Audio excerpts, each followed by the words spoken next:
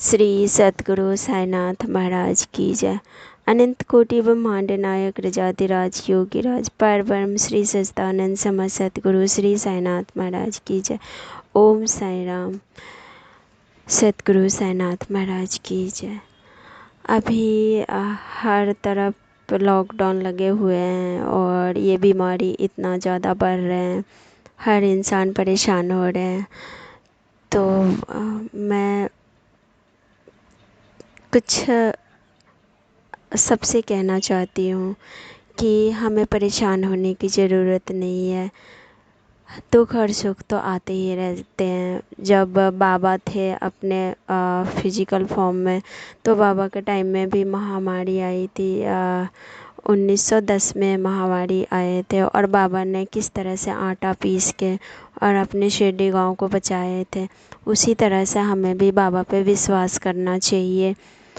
और विभूति बाबा के तो होते ही है हर इंसान के पास। जिनके पास नहीं है कोई बात नहीं, हम किसी न किसी ज़रूरी नहीं है कि साईं बाबा के ही आगे हम अगरबत्ती जलाएं या साईं बाबा को ही पूजा करें। जिस भी भगवान को हम मानते हैं उनके आगे तो हम जोत जलाते हैं, अगरबत्ती जलाते हैं, धूपबत्ती जलाते हैं, कुछ भी जलाते हैं।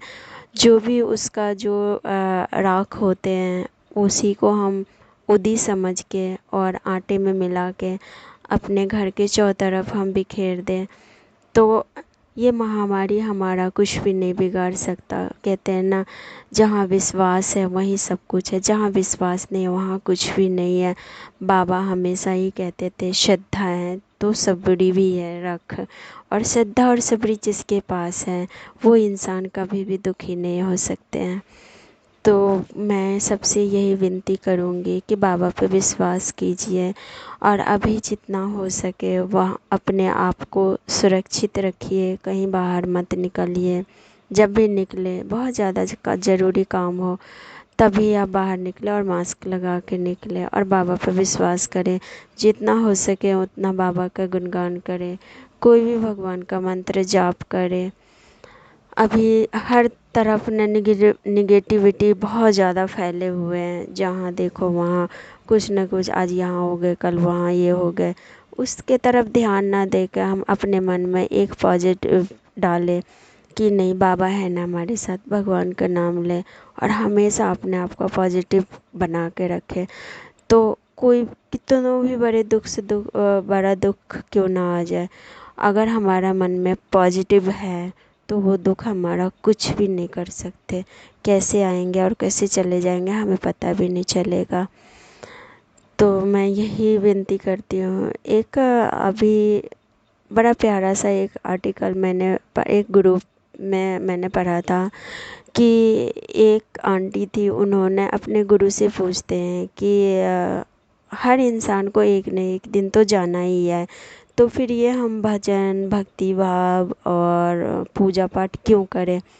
तो गुरु ने बहुत ही प्यार से उस आंटी को जवाब दिया था कि बिल्ली जो होते उन उसके दांत होते हैं, तो उस दांत वो उसके दो तरह के दांत नहीं होते, दांत उसके एक ही होते। जब वो बिल्ली चूहा को पकड़ती है और चूहा को पकड़ के लेके आती है, उसी दांत से उस बिल्ली चूहा को मार के खा जाती है और उसी दांत से वो बिल्ली अपने बच्चे को भी पकड़ती है और बड़े प्यार से उस दांत से पकड़ के और किसी सुरक्षित जगह में रखती है।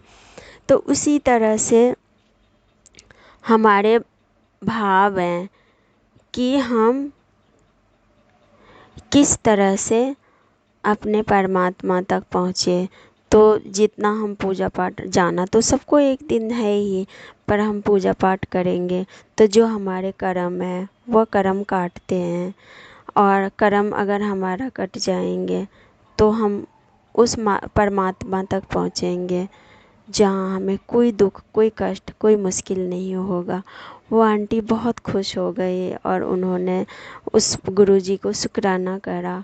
तो इसी तरह से अगर हमें, तो सबको पता है कि ये महामारी आए ज़्यादा दिन तक नहीं रहेंगे, एक दिन तो ख़त्म होना ही है और हम सब सुखी हो जाएंगे। इसी तरह से हम क्यों ना हम भगवान को याद करें, उनके नाम स्मरण करें, पूजा पाठ करें, अपना टाइम व्यतीत करें।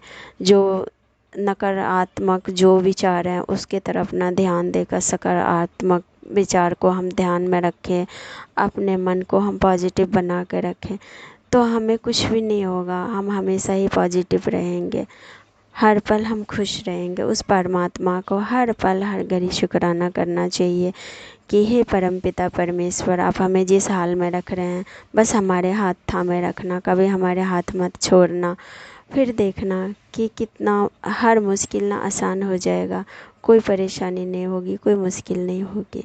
ओम साईं राम, ओम साईं राम, जय साईं राम।